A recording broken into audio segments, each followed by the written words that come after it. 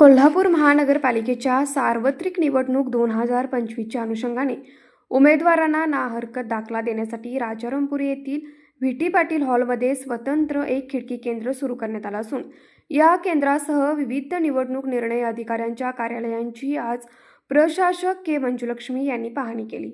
उमेदवारांना महापालिकेच्या विविध विभागात वारंवार जावे लागू नये यासाठी सर्व आवश्यक माहिती व देयके एकाच ठिकाणी पूर्ण करता यावीत या उद्देशाने एक खिडकी केंद्र कार्यान्वित करण्यात आलं आहे.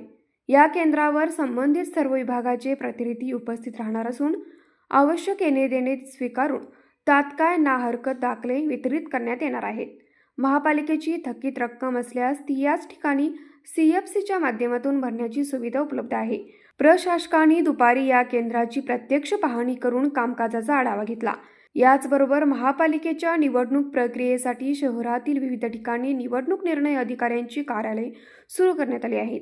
कसबा बावडा पॅव्हेलियन हॉल, प्रभाग क्रमांक 1, 2 व 5, छत्रपती ताराराणी मार्केट, विभागीय कार्यालय क्रमांक 4, प्रभाग क्रमांक 3, 4 व 15, दुधाई पॅव्हेलियन, प्रभाग क्रमांक 6, 7 व 8, राजोपाध्य नगर, प्रभाग क्रमांक 9 व 20, गांधी मैदान पॅव्हेलियन हॉल, प्रभाग क्रमांक 10, 11 व 19, छत्रपती शिवाजी मार्केट, विभागीय कार्यालय क्रमांक 2, प्रभाग क्रमांक 12, 13 व 14, मेजर ध्यानचंद हॉकी स्टेडियम, प्रभाग क्रमांक 16, 17 व 18 या कार्यालयात संबंधित प्रभागातील उमेदवारांचे नामनिर्देशन स्वीकारणे, नामनिर्देशन पत्रांची छाननी, निवडणूक साहित्य वाटप तसेच मतदानानंतर मतदान यंत्रे जमा करून घेण्याची कार्यवाही केली जाणार आहे.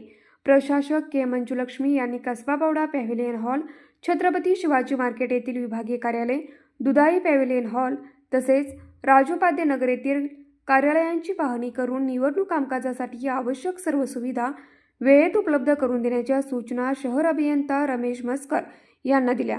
या पाहणी दौऱ्यावेळी अतिरिक्त आयुक्त रविकांत अडसूळ, निवडणूक निर्णय अधिकारी सुशील संसारे व संदीप भंडारे, उपायुक्त परितोष कंकाळ, सहाय्यक आयुक्त उज्ज्वला शिंदे, स्वाती दुधाणे, शहर अभियंता रमेश मस्कर, जल अभियंता हर्षजित घाडगे, उपशहर रचनाकार NS पाटील तसेच उपशहर अभियंता सुरेश पाटील उपस्थित होते. न्यूज मराठी 24 कोल्हापूर. हे आहे गोकुळचं श्रीखंड. अगदी जिभेवर रेंगाळणार. जिभेवरच नाही तर मनावरही रेंगाळणार. गोकुळ श्रीखंड, मनावर रेंगाळणार.